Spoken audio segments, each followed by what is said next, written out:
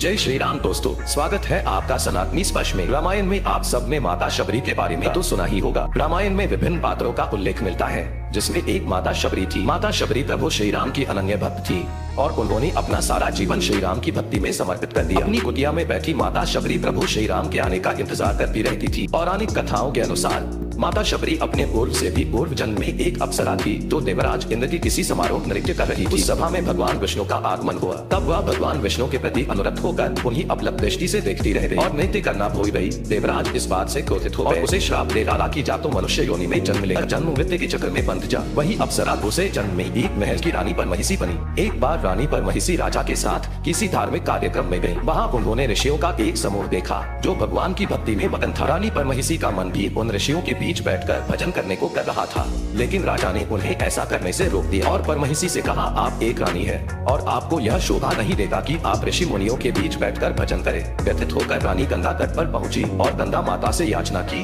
कि अगले जन्म में मुझे न तो रूप चाहिए और न ही रानी पर, मैं सिर्फ भगवान की भक्ति करना चाहती हूँ। इतना कहकर रानी ने जल समाधि ली और अगले जन्म में शबरी के रूप में जन्म लिया। पौराणिक कथा के अनुसार माता शबरी का जन्म भी समाज में हुआ। उनकी माता का नाम इंदुमती था और पिता का नाम अज था। माता शबरी का एक और नाम शमना था। एक दिन ब्राह्मण से भेंट होने पर माता शबरी के पिता अज ने ब्राह्मण से शबरी के भविष्य के विषय में पूछा। तब उन्होंने बताया कि वे सन्यासी बनेंगी। यह बात सुनते ही शबरी का विवाह निश्चित करने का फैसला शबरी के माता पिता ने कर लिया और पशु पक्षियों को बलि के लिए लाया गया। भी समाज में किसी भी शुभ अवसर पर पशुओं की बलि दी जाती थी, लेकिन माता शबरी को पशु पक्षियों से बहुत स्नेह हुआ करता था। इसलिए पशुओं को बलि से बचाने के लिए माता शबरी ने विवाह नहीं किया और वे विवाह के पूर्व ही घर से भाग गई और ऋषिमुख पर्वत पर जंगल में आ गई। वहाँ पे ऋषि मुनि का निवास स्थान था। माता शबरी ऋषियों के लिए जंगल से लकड़ियाँ, हवन की अन्य सामग्री और खाने के लिए फल तोड़ कर लाती थी। सभी ऋषि भी उनके काम से खुश थे। अचानक एक दिन ऋषि मुनियों को पता चला कि माता शबरी एक अछूत आदिवासी है। उन्होंने माता शबरी पर काफी क्रोध किया। उसके बाद सभी ऋषियों ने माता शबरी से किनारा कर दिया। माता शबरी को खुद इस बात का ज्ञान नहीं था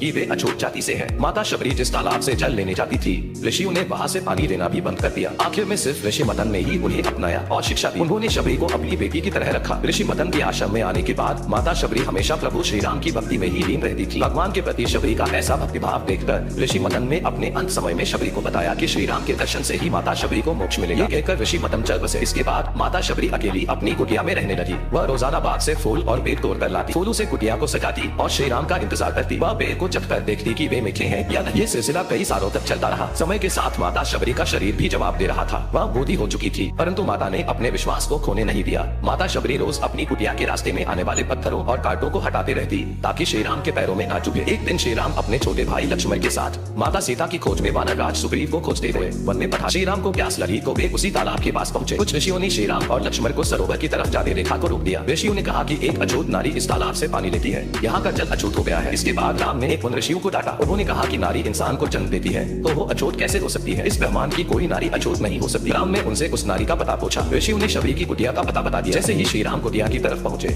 माता शबरी ने उन्हें पहचान लिया। वो तेजी में आई और श्री राम के चरणों में गिर गई। माता शबरी ने श्री राम और लक्ष्मण जी का अपनी कुटिया में प्यार से आदर की। उन्हें अपने मुंह से चखे हुए बेर परोसे। श्री राम ने खुशी खुशी बेर खा ली, मगर लक्ष्मण ने कहा कि ये बेर शबरी के जूठे हैं, इसे कैसे खा सकते हैं? इस पर श्री राम ने कहा कि ये जूठे नहीं बल्कि मीठे बेर हैं, इसमें माँ शबरी का प्रेम है। श्री राम ने माता शबरी से वानर राज सुग्रीव का पता पूछा। तब माता शबरी ने उन्हें पता बताया और माता शबरी ने भगवान श्री राम से देह त्याग की इच्छा जताई। श्री राम ने आशीर्वाद दिया और शबरी ने उनके सामने ही अपना शरीर त्याग दिया। तो मित्रों, आपको आज की ये वीडियो कैसी लगी कमेंट करके जरूर बताइए और शेयर कीजिए अपने दोस्तों के साथ ताकि उन्हें भी माता शबरी की भक्ति कथा का आनंद मिले। मिलते हैं अगली वीडियो के साथ। हर हर महादेव।